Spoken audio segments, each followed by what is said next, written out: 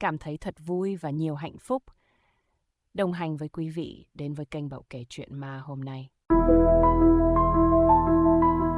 Chuyện ma, hồn ma chờ chồng tiền kiếp. Ngôi làng ven sông Lệ Giang từ lâu đã chìm trong những lời đồn đại về một hồn ma bí ẩn.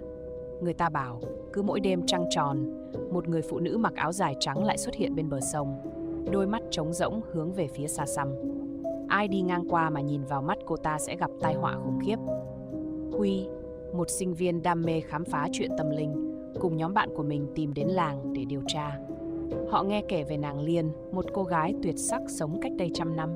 Liên yêu tha thiết một chàng trai tên Khang, nhưng vì nghèo khó, Khang đã rời làng lên kinh thành với lời hứa sẽ quay về cưới nàng. 5 tháng qua đi, Khang không trở lại. Người ta đồn rằng chàng đã thành danh và lấy con gái quan lớn. Liên không tin, vẫn ngày ngày chờ đợi bên bờ sông. Rồi vào một đêm mưa gió, người ta thấy nàng đứng bên mép nước, nước mắt rơi hòa vào dòng sông. Sáng hôm sau, chỉ còn lại chiếc áo trắng trôi lập lờ trên mặt nước. Từ đó, hồn ma của Liên vẫn chờ đợi trong oán hận. Những ai chót dừng chân bên bờ sông lúc nửa đêm đều nghe thấy tiếng khóc ai oán. Có người bỗng hóa điên, có người biến mất không dấu vết. Đêm hôm ấy, Huy và nhóm bạn quyết định ra bờ sông thử thách lời đồn. Huy đứng lặng nhìn dòng nước đen sâu thẳm, lòng bỗng chốc dâng lên cảm giác quen thuộc kỳ lạ. Bỗng một cơn gió lạnh buốt thổi qua, một giọng nói thều thào vang lên, "Chàng đã về rồi ư?" Huy giật mình quay lại. Một bóng dáng trắng toát đứng ngay mép nước, đôi mắt đầy đau thương nhưng cũng chất chứa căm hận. Không ai kịp phản ứng, chỉ thấy Huy lảo đảo như bị một thế lực vô hình kéo về phía dòng sông lạnh lẽo. Huy cảm giác cơ thể mình lạnh buốt, đôi chân như bị một lực vô hình kéo về phía bờ sông. Hơi thở dần trở nên khó nhọc, tim đập nhanh như muốn vỡ tung. Đôi mắt vô hồn của người phụ nữ mặc áo dài trắng trước mặt khiến cậu cứng đờ, không thể rời đi. "Chàng về rồi, cuối cùng cũng về rồi." Giọng nói ai oán vang lên như vọng về từ cõi âm. Huy muốn hét lên nhưng cổ họng nghẹn cứng. Một làn gió lạnh lẽo thổi qua, kéo theo mùi bùn đất ẩm ướt, hòa lẫn trong mùi hương hoa thoang thoảng nhưng kỳ lạ đến rợn người. Trước mắt cậu, hình ảnh người phụ nữ bỗng chốc thay đổi. Từ một mỹ nhân diễm lệ, da dẻ mịn màng, bỗng chốc trở nên tái nhợt, đôi mắt đen thẳm như hai hố sâu không đáy, vết máu rỉ ra từ khóe môi. "Chàng đã phản bội ta!" Tiếng thét vang lên như xé toạc màn đêm. Huy bị một bàn tay lạnh ngắt siết chặt cổ tay, kéo mạnh về phía dòng nước đen ngòm. "Huy, chạy ngay đi!" Tiếng hét của Vinh vang lên từ phía sau. Nhóm bạn hốt hoảng lao tới kéo Huy lại. Cả nhóm dùng hết sức nhưng cậu vẫn bị lôi đi từng chút một. Làn nước lạnh buốt đã ngập đến mắt cá chân Huy. Đôi mắt người phụ nữ như xoáy sâu vào tâm trí cậu. Những hình ảnh kỳ lạ ùa về.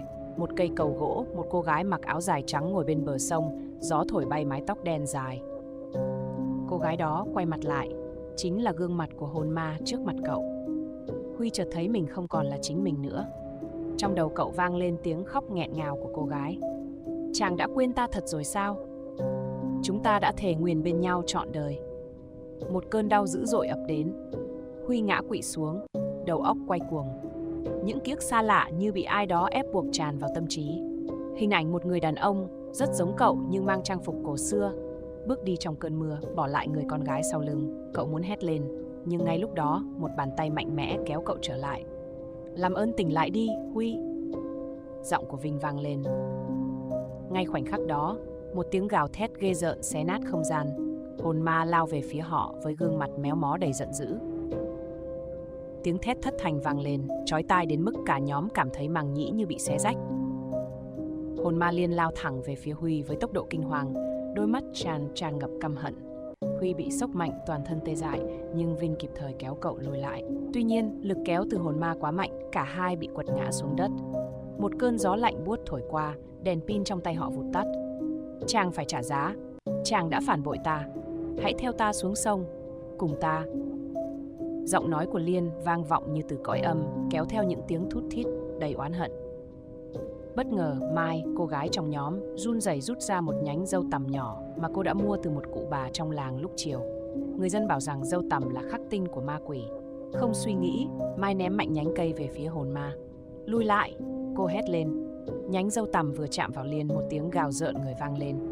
Bóng ma giật lùi, làn khói đen quẩn quanh thân thể cô như bị thiêu đốt. Trong tích tắc, hình dáng Liên chuyển từ căm hận sang đau đớn tột cùng.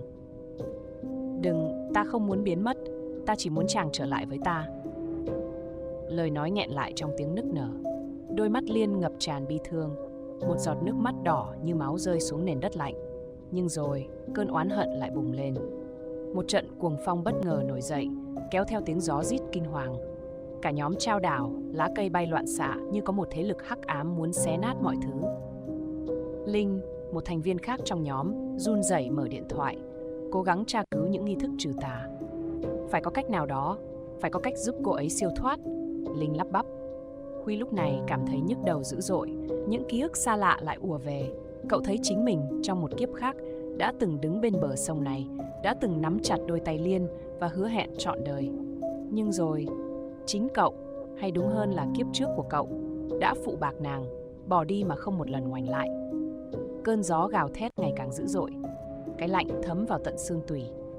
Bất chợt Liên lao đến, định túm lấy Huy. Nhưng ngay khoảnh khắc đó, cậu siết chặt bàn tay hét lên: Liên, ta đã sai, ta nợ nàng một đời. Lời nói như xé tan bóng tối. Đôi mắt Liên mở to, thân thể cô run rẩy. Một tia sáng yếu ớt lóe lên trong đôi mắt đầy oán hận. Nhưng rồi cô ngước nhìn cậu, nở một nụ cười kỳ dị. Vậy thì chàng hãy ở lại đây, mãi mãi. Một bàn tay lạnh buốt bất ngờ siết chặt cổ Huy, kéo cậu về phía dòng nước đen ngòm. Bàn tay lạnh buốt của hồn ma siết chặt cổ Huy, kéo cậu lê từng chút về phía dòng nước đen ngòm. Cơ thể cậu cứng đờ, cảm giác như từng giọt máu trong người đang dần đông lại. Ở lại đây, mãi mãi. Giọng nói của Liên vang lên, tràn đầy u oán lẫn điên dại. Dòng sông Lệ Giang gầm thét như bị đánh thức bởi cơn cuồng nộ. Mặt nước xoáy tròn, từng đợt sóng nhỏ vỗ mạnh vào bờ như muốn nhấn chìm tất cả. Không, Huy!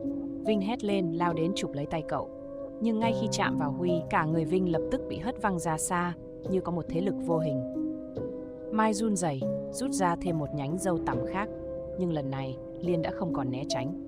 Cô cười lạnh, bàn tay trắng bệch vươn ra, chỉ khẽ phẩy tay một cái. Nhánh dâu tằm lập tức héo úa rơi xuống đất. Không gì có thể ngăn được ta nữa. Kiếp này chàng phải bù đắp cho ta dưới đáy sông lạnh lẽo này. Huy cảm nhận được mặt nước lạnh lẽo đang tràn vào mắt cá chân mình. Cậu vùng vẫy, nhưng vô ích. Trong giây phút tuyệt vọng, một hình ảnh lạ lùng bất chợt lóe lên trong tâm trí cậu. Hình ảnh một chiếc trâm cài bằng ngọc bích với hoa văn tinh xảo. Chiếc trâm đó. Không hiểu vì sao, Huy có cảm giác đó chính là chìa khóa để giải thoát Liên. Nhưng làm sao để tìm ra nó? Linh, người vẫn đang cắm cúi lật điện thoại tra cứu, bỗng hét lên: Huy, có một ghi chép cũ về câu chuyện này. Người ta nói, khi Liên gieo mình xuống sông, nàng đã để lại một kỳ vật. Một chiếc trâm cài mà nàng và người yêu từng thề nguyền với nhau. Huy sững sờ. Như có một sức mạnh kỳ lạ dẫn lối, cậu ngẩng đầu nhìn quanh. Đôi mắt quét dọc theo bờ sông phủ đầy rêu. Một linh cảm mãnh liệt trỗi dậy. Phải có nó, nếu tìm được ta có thể giải thoát cho nàng. Liên khựng lại trong chốc lát khi nghe thấy lời đó. Gương mặt cô thoáng qua một tia dao động. Nhưng rồi, cơn cuồng nộ lại bùng lên. Không ai có thể chia cách ta và chàng được nữa. Hãy theo ta. Một luồng khí lạnh bao trùm toàn bộ không gian. Nước sông bỗng chốc dâng cao như muốn nhấn chìm tất cả. Huy, chúng ta phải tìm ra chiếc trâm trước khi quá muộn. Vinh hét lên, cố gắng đứng vững trước cơn gió mạnh. Nhưng Liên đã không cho họ cơ hội. Bóng trắng lập tức lao thẳng về phía Huy, kéo cậu chìm dần xuống lòng sông sâu thẳm.